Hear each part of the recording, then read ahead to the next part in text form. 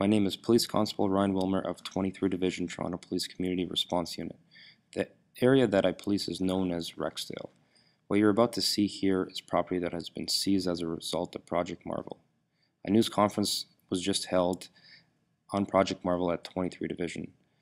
The property seized was on display and the amount of charges laid were disclosed.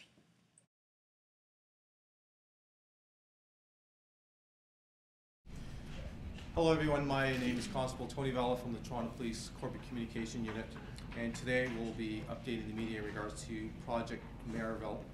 And the first speaker will be Acting Deputy Jeff McGuire from the Toronto Police Service, and then we'll go in order. Call the first speaker, Deputy Chief Jeff McGuire. Thank you, Tony. Good morning, everyone. Thank you for your attendance here today so that we can just bring you some more update. I thank you all. I believe you were all in attendance yesterday and you heard Chief Blair speak on behalf of the investigative team and a number of other agencies that assisted in this project, which, as you know, started from back in May. So I'm not going to spend a lot of time going through any details of the investigation for you.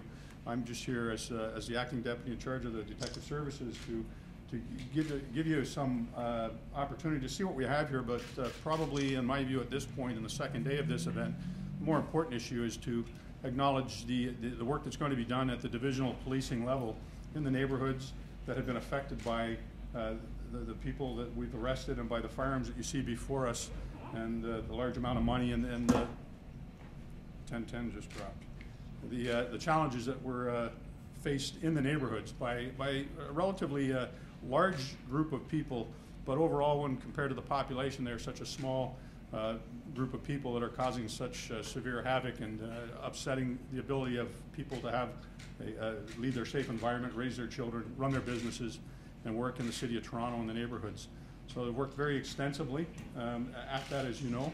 And as I said, we've got Superintendent Ron Tabner here is the unit commander of 23 Division, Superintendent Dave McLeod, unit commander from 31 Division, and they're responsible for delivering safe policing in the neighborhoods. And they're going to be talking to you a little bit as we move on and go through the process here this morning to explain to you what they're going to do in partnership with the community, with the people that work and live here, with government agencies, to help restore and ensure that the vacancies that have been created by the arrest of the number of people that we've talked about so far, that those vacancies aren't quickly filled, and that certainly work together with the community to try and restore some sense of safety so that people can go outside, improve the quality of business and life in the neighborhoods. So that's pretty much what I have to say. I'll be available at the end to have any other further discussions with you. But first, before we get to the neighborhood policing portion, and also be hearing from our partner agencies that assist us, Superintendent Chris White, you heard from yesterday, is just going to give you a little bit more update in relation to the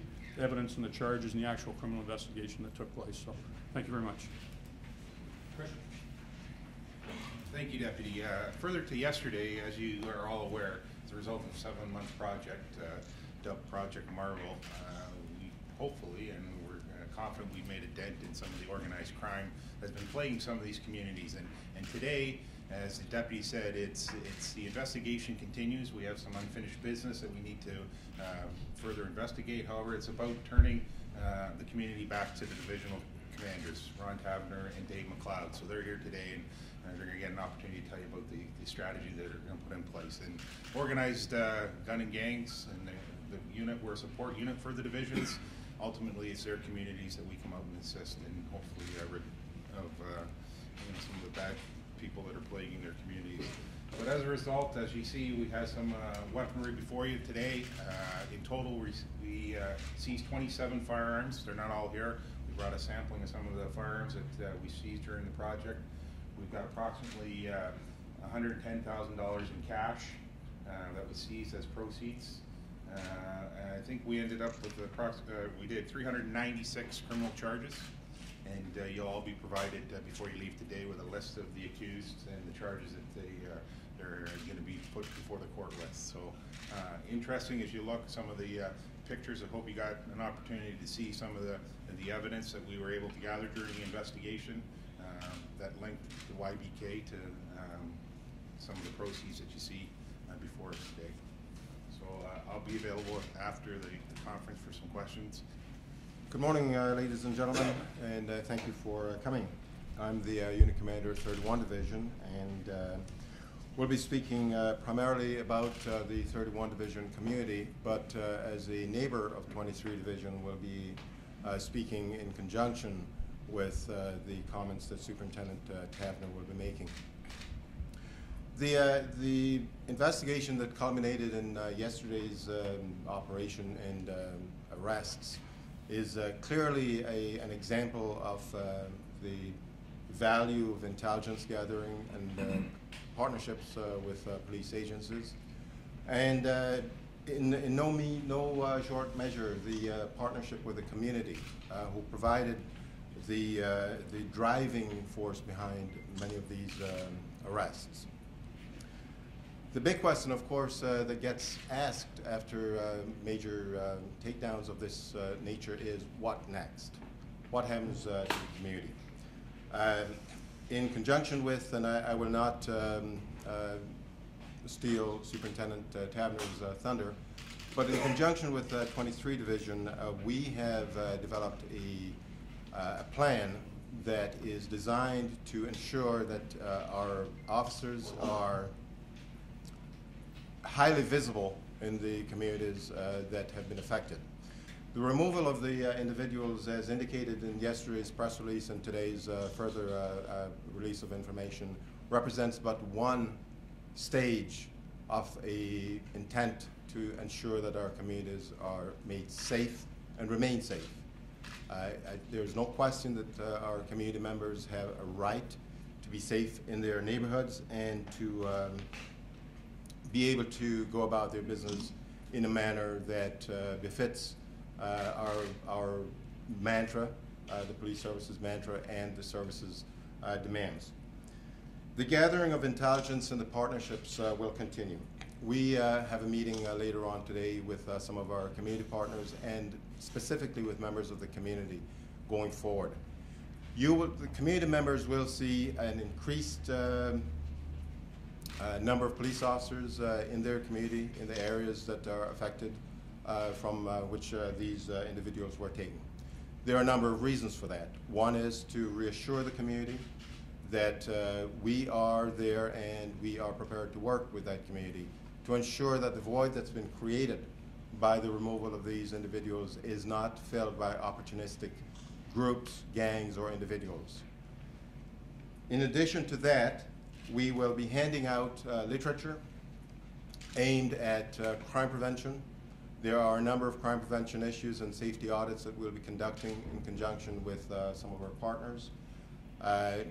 Activities aimed at ensuring that where lighting, for example, is deficient, that is addressed. Where security cameras are present, that is addressed. And to ensure that we continue the facilitation of other agencies that have a responsibility for some of these security issues in our community. It's not substantially different than what we do on an ongoing basis, but in this case, and for the next several months, we will have an enhanced presence, and we will continue the engagement. Ultimately, we expect and we will be working towards the community taking that responsibility over and ensuring that they retain the responsibility for their own safety using us as partners. Thank you. Thanks, Dave. As Dave has indicated, we are working in partnership with our communities, and that's a very important piece of what we'll be doing going forward. Not only working with our communities, but working with our other police partners. 31 Division is our neighbor to the east, and the things that we do will certainly impact 31 Divisions, and the things that they do will impact 23 Division. So it's important that the police partners come together as well as the community partners, and we intend to do that on an ongoing basis. Some of our community partners are here today, and we thank them for that. We have tremendous support from the community, our politicians, our schools. It's really overwhelming the number of calls that we've had to congratulate the police for this particular project and making the significant difference that it's going to make now and going forward. So from a community perspective, I think that everyone is safer, and we want to continue that. So I don't want to repeat what Dave said, but I think I certainly want to congratulate the investigators that worked so very hard on this investigation to bring it to the success that it's been. And as has been indicated, this is not the end of this investigation, and things will move forward from here. So I want to thank everyone for coming today, and I think we're going to turn it over to some of our community partners. The next speaker will be from the London Police Service, Detective Superintendent Bill Marihuana.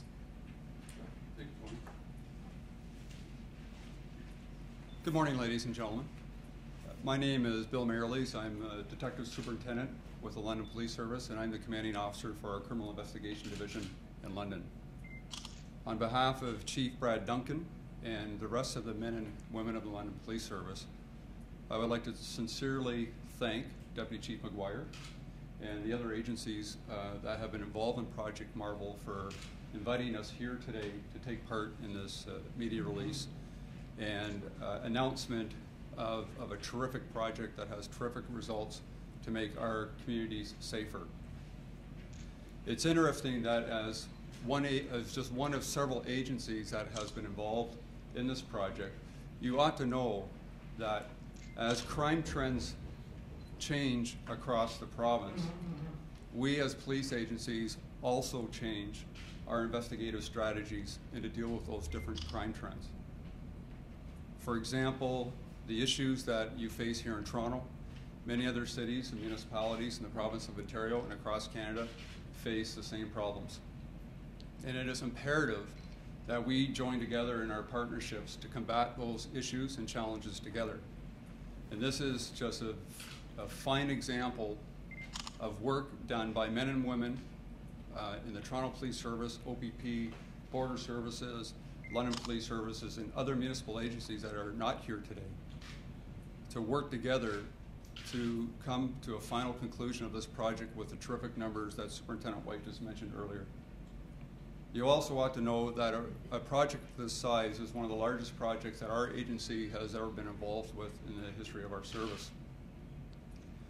I would like to close to say that it's very important that we continue with this to keep all of our communities safe. And being a member from the London Police Service, I would just like to express my gratitude to Deputy Chief McGuire, particularly for the professionalism and the excellent work that was demonstrated by the Toronto Police Service and the rest of the members of Project Marvel. And I thank you very much for this opportunity, and I will be here afterwards if there's any questions. Thank you.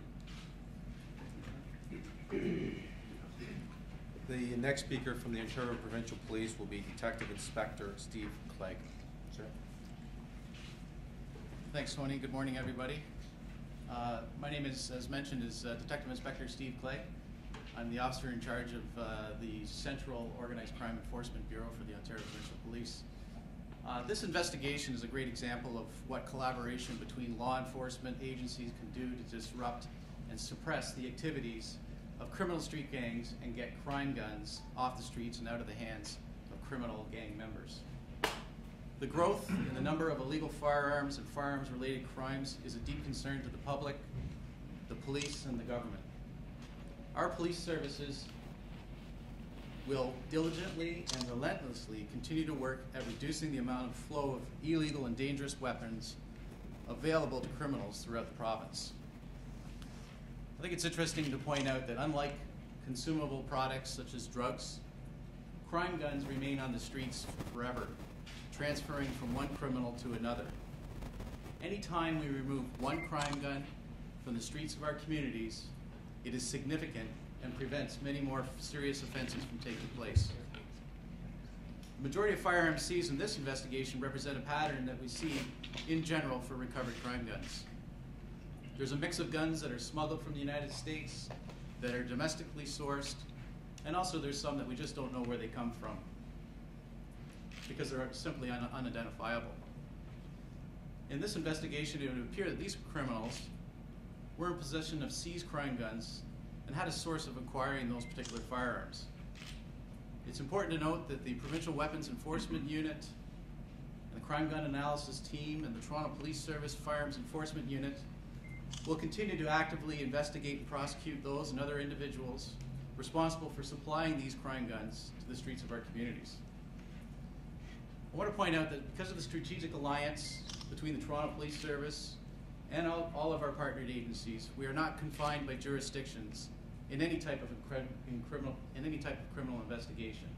And this is clearly evident as a result of this particular Project Marble investigation. In fact, it actually strengthens our abilities to keep all of our communities safe and get the criminals off the streets. This operation has demonstrated how effective the key partnerships are to investigative success. While the accused in this investigation have been brought through the court system and will be brought through this court system here in Toronto, it has taken all of our services together to bring about the significant results of Project Marble. Thank you very much. The last speaker will be from the Canada Border Services Agency Chief Intelligence of Operations, Jerry Jesso. Sir. Good day. My name is Jerry Jesso, Chief Intelligence Operations for the Canada Border Services Agency. I just want to take the opportunity to thank Toronto Police Service and our partners, our law enforcement partners present today, and ensuring that we were part of the project. We are dedicated to the Integrated Gun and Gang Task Force, and we support their efforts in the criminal prosecution and criminal interdiction to ensure that our communities are safer. Today is a prime example of the results of our partnerships, and we look forward to future ones. Thank you. We'll open up for any questions at this point. Yeah, can you just elaborate on the seized crime guns? I just want to clarify. These were weapons that had already been seized during other criminal investigations, and somehow these guys were getting a hold of these guns? The guns before you are all as a result of Project Marvel. Some of them were not necessarily seized yesterday. We made seizures throughout the project starting in May and moving forward. So I can't tell you for a fact which ones were seized yesterday. I think we seized 7 guns yesterday and 27 in total from the beginning of the start of Project Marvel. Can you describe the guns a little bit, what they are exactly, and just a little bit of them? I'm not a gun guy. Yeah, right. but I can tell you a couple of them look like mine. There's some automatics there, obviously a revolver. This nasty thing over here looks like some sort of hunting gun with a bayonet on the end, and then we have some appear to be automatic long rifles here. So, and some of the weaponry is being tested right now, so that's why it's not here today. There are reports that a 14-year-old was also arrested or involved in the rape. We have right now, I think we're up to about 10 young persons that have been involved, and I think they're listed on the handout that we'll be giving you today.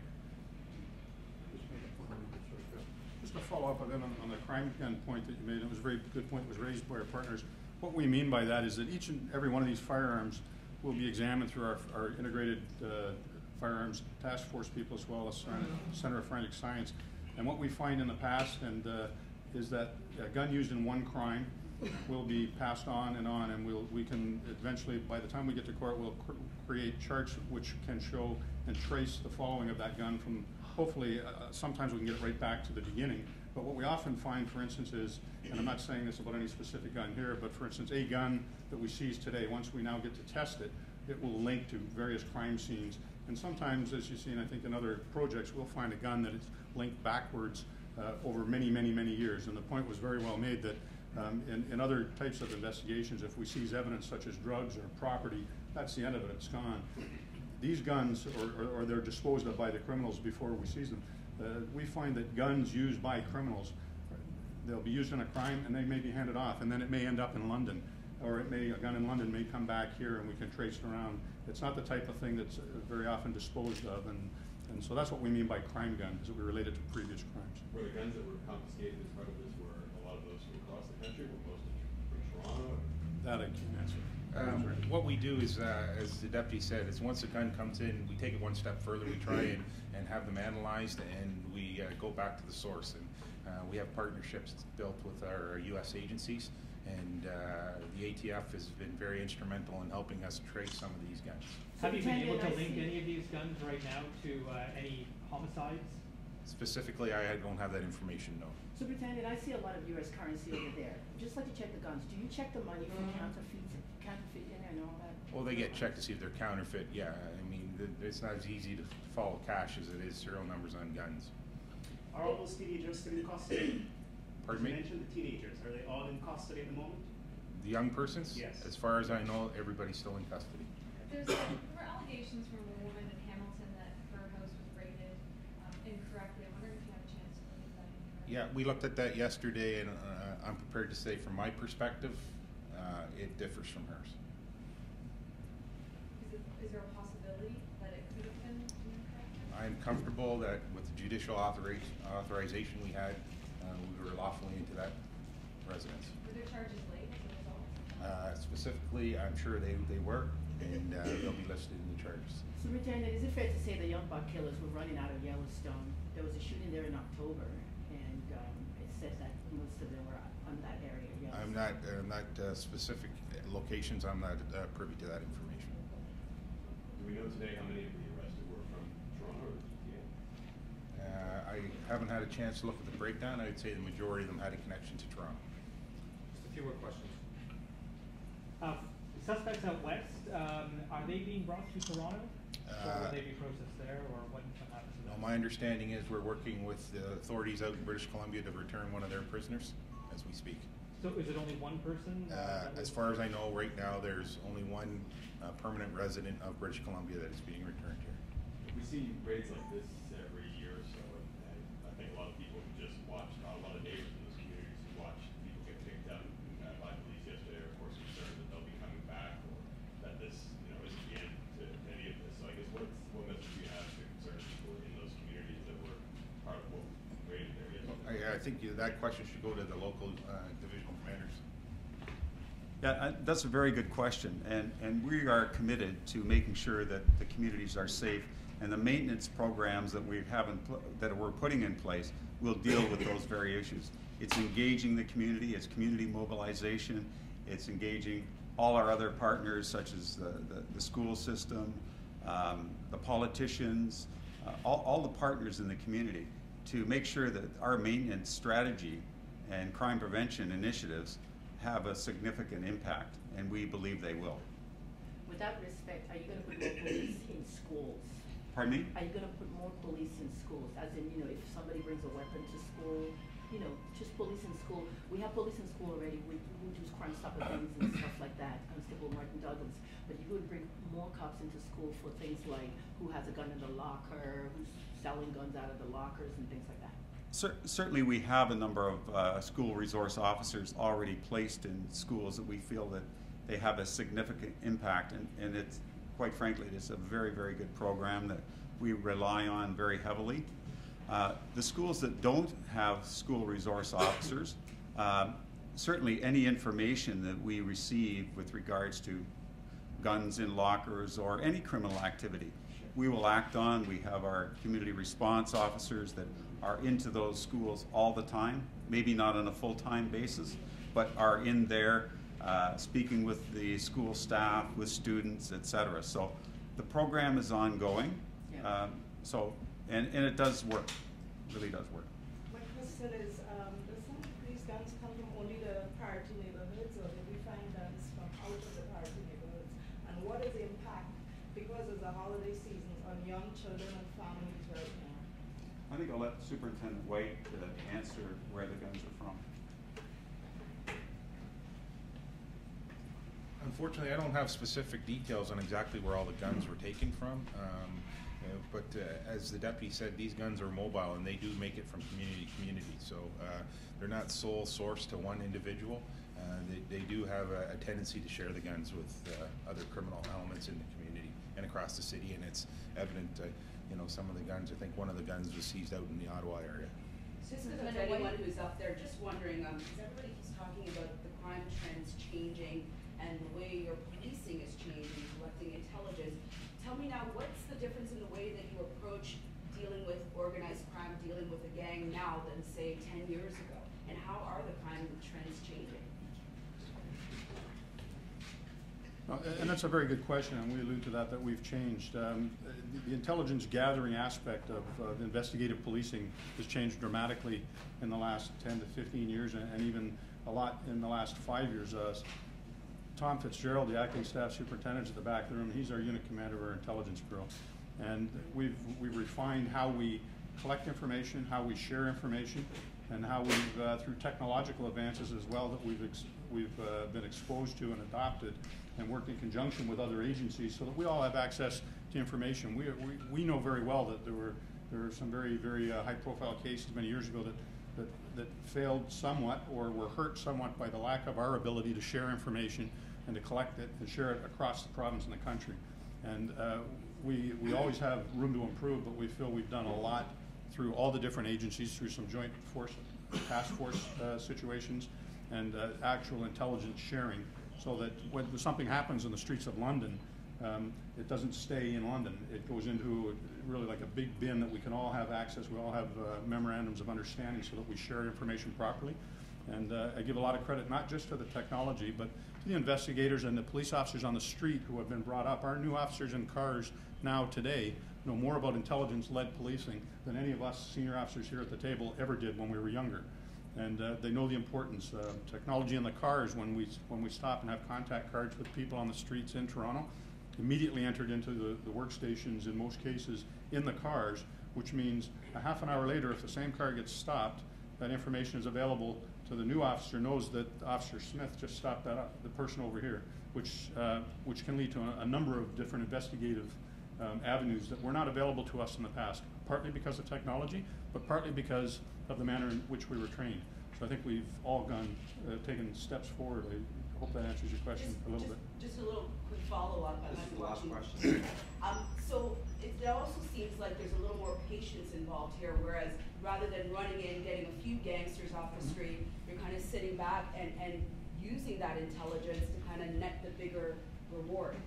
It's interesting the way you say that, but outside of this project, we're here to talk about Marvel, which has done a fantastic job. But during the time frame that all these other weapons were seized, our young officers out in the street were seizing firearms virtually every day in the routine kind of work that they do in investigative and stopping cars, or officers on bicycles in neighborhoods, or information from Crime Stoppers. So all that's happening at the same time. So we're continuing to do that, which has to be acted on immediately and gets a lot of guns off the street.